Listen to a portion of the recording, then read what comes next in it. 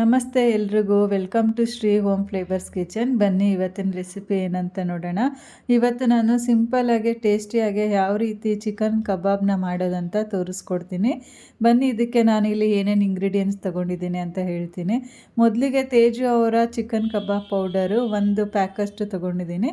ಇದು 500 ಗ್ರಾಮ್ ಆಗೋಷ್ಟು ಚಿಕನ್ಗೆ ಇದೊಂದು ಪ್ಯಾಕ್ ಸಾಕಾಗುತ್ತೆ. ಹಾಗೆಯೇ ತೇಜು ಅವರ ಜಿಂಜರ್ ಗಾರ್ಲಿಕ್ ಪೇಸ್ಟನ್ನು ಸಹ ನಾನಿಲ್ಲಿ ಸೇರಿಸ್ಕೊಳ್ತಾ ಇದ್ದೀನಿ. ಇದಕ್ಕೀಗ 1 ಮೊಟ್ಟೆನ ಸಹ ಒಡೆದು ನಾನಿಲ್ಲಿ ಸೇರಿಸ್ಕೊಳ್ತೀನಿ.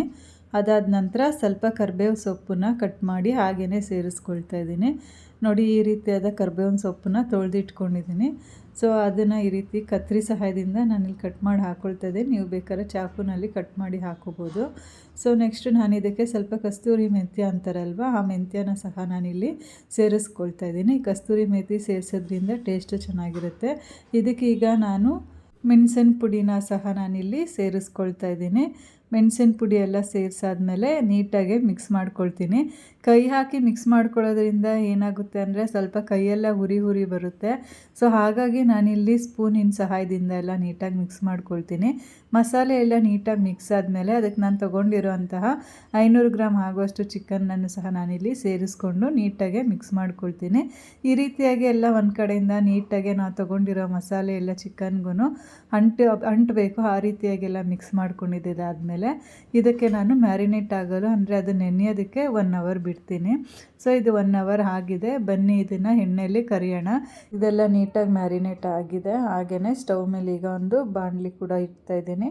ಬಾಣಲಿಗೆ ಎಣ್ಣೆನೂ ಸಹ ನಾನಿಲ್ಲಿ ಸೇರಿಸ್ಕೊಳ್ತಾ ಇದ್ದೀನಿ. ಕಬಾಬು ಕರಿಯೋದಕ್ಕೆ ಎಷ್ಟು ಎಣ್ಣೆ ಬೇಕಾಗುತ್ತೋ ಅಷ್ಟು ಎಣ್ಣೆನ ನೀವು ಸೇರಿಸ್ಕೊಳ್ಳಿ.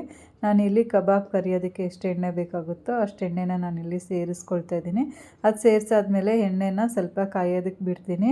ಎಣ್ಣೆ ಕಾಯ್ದ ನಂತರ ಈಗ ನಾವೇನು ಮ್ಯಾರಿನೇಟ್ ಆಗಕ್ಕೆ ಬಿಟ್ಟಿದ್ವಲ್ಲ, ಕಬಾಬ್ ಮಸಾಲೆ ಎಲ್ಲ ಹಾಕಿ ಮಿಕ್ಸ್ ಮಾಡಿ ಇಟ್ಟಿದ್ವಲ್ಲ, ಅದನ್ನೆಲ್ಲ ಮತ್ತೆ ಸ್ಪೂನಿನ ಸಹಾಯದಿಂದ ಎಲ್ಲ ಒಂದು ಸರಿ ಮಿಕ್ಸ್ ಮಾಡ್ಕೊಳ್ತೀನಿ. ಈ ರೀತಿ ನಾನು ವಿಡಿಯೋದಲ್ಲಿ ತೋರಿಸಿರೋ ಥರನೇ ನೀವು ಮಾಡ್ಕೊಳ್ಳಿ. ಟೇಸ್ಟ್ ಮಾತ್ರ ತುಂಬ ಚೆನ್ನಾಗಿರುತ್ತೆ.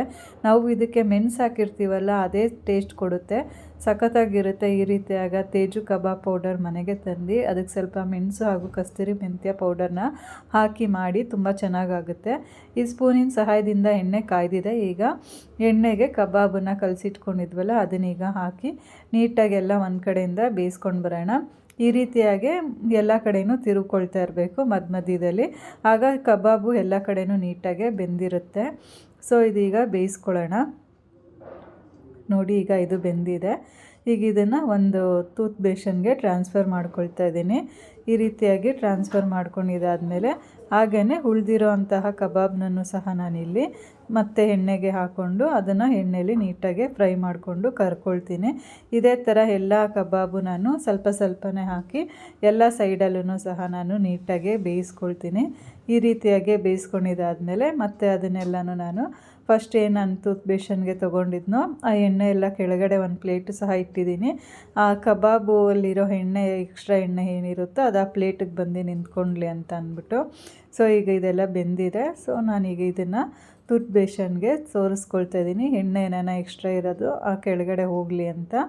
ಸೊ ಈ ರೀತಿಯಾಗಿ ಎಲ್ಲ ಕಬಾಬನ್ನ ತೆಗಿತಾ ಇದ್ದೀನಿ. ಇದು ಕಬಾಬ್ ಮಾಡೋದು ತುಂಬ ಸಿಂಪಲ್ ಹಾಗೂ ಟೇಸ್ಟಿ ರೆಸಿಪಿ. ಮಕ್ಕಳು, ದೊಡ್ಡವರು, ಚಿಕ್ಕವರು ಎಲ್ಲರೂ ಕೇಳಿ ತಿಂತಾರೆ. ಈ ಥರ ನೀವು ಮನೇಲೇ ಒಂದು ಸರಿ ಕಬಾಬ್ನ ಮನೆ ಜನಕ್ಕೆಲ್ಲನೂ ಮಾಡಿಕೊಡಿ. ನಾನು ಹೇಳಿರೋ ಮೆಥಡ್ನ ಫಾಲೋ ಮಾಡಿ. ನಿಜವಾಗ್ಲೂ ಕಬಾಬ್ ತುಂಬಾ ಚೆನ್ನಾಗಾಗುತ್ತೆ. ಇದಕ್ಕೆ ನಾನಿಲ್ಲಿ ಎಕ್ಸ್ಟ್ರಾ ಉಪ್ಪು ಏನು ನಾನು ಸೇರಿಸಿಲ್ಲ. ಆ ಪೌಡರಲ್ಲೇ ಉಪ್ಪು ಎಲ್ಲ ಹಾಕಿರ್ತಾರೆ. ನಾನು ಎಕ್ಸ್ಟ್ರಾ ಅಂತ ಸೇರಿಸ್ಕೊಂಡಿದ್ದು ಬಂದು ಮೆಣಸು ಮತ್ತು ಕಸ್ತೂರಿ ಮೆಂತ್ಯ ಹಾಗೆ ಕರಿಬೇವು ಸೊಪ್ಪು. ನೀವು ಕೂಡ ನಾನು ಹೇಳಿರೋ ಮೆಥಡಲ್ಲೇ ಮನೆಯಲ್ಲೇ ಕಬಾಬ್ನ ಟ್ರೈ ಮಾಡಿ ಹೇಗಿತ್ತು ಅಂತ ಕಮೆಂಟ್ ಮೂಲಕ ತಿಳಿಸಿ. ಇದೇ ಥರ ಸಿಂಪಲ್ ಹಾಗೂ ಟೇಸ್ಟಿ ಸೂಪರ್ ರೆಸಿಪಿಗೋಸ್ಕರ ನಮ್ಮ ಚಾನಲ್ನ ಲೈಕ್ ಮಾಡಿ, ಶೇರ್ ಮಾಡಿ, ಸಬ್ಸ್ಕ್ರೈಬ್ ಮಾಡಿ, ಫಾಲೋ ಮಾಡಿ, ಸಪೋರ್ಟ್ ಮಾಡಿ. Thank you.